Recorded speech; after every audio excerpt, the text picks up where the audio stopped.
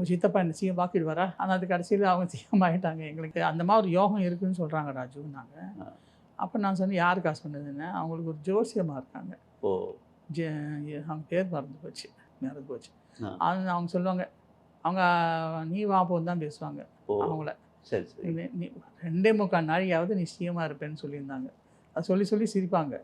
என்ன போய் சிஎம்னு சொல்கிறாடா, எப்படி நான் ஆக முடியும் அப்படின்னு கேட்டாங்க. நான் அந்த சந்தர்ப்பம் வந்துச்சு அவங்களுக்கு. எம்ஜிஆர் இருந்தப்போ அவங்க சொல்லியிருக்காங்க. சொல்லியிருந்தாங்க. நான் எப்படி ஆவேன்? சரி. உங்கள் சித்தப்பா என்ன சிஎம் வாக்கிடுவாரா அப்படின்வாங்க.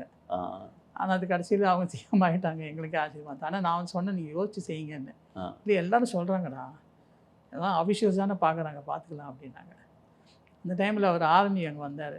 ஆக்சுவலாக ஆர்மி வரும்போது அவர் ஆக்சுவலாக அங்கே இருக்கிறவங்களாம் ஆர்மியை சிஎம்மாக ப்ரொஜெக்ட் பண்ணியிருந்தாங்க. அப்படி தானே அங்கே கொஞ்சம் எம்எல்ஏஸ் எல்லாம் இருந்தாங்க.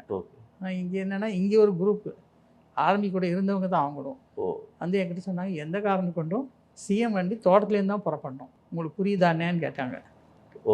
அப்படின்னு என்ன அர்த்தம் அப்படின்னா, அம்மா தான் சிஎம் ஆகணுன்ட்டு. அதை அவர் எப்படி எடுத்துக்கிட்டார் சார் ஆர்மி? ஏன்னா அவருக்கும் ஒரு நான் அம்மா அங்கே உட்காந்துருந்தேன்.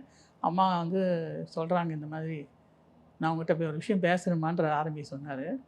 அம்மா சொன்னாங்க, அக்கா சொன்னாங்க, அதுக்கு முன்னாடி நான் ஒன்று பேசணும், என்னை எல்லாருமே சிஎம் ஆகணும்னு சொல்கிறாங்க, நீங்கள் என்ன நினைக்கிறீங்கன்னாரு. எழுந்து ஒரு கும்பிட்டு போட்டு அப்படியே போயிட்டார். ஒன்றுமே பேசலை.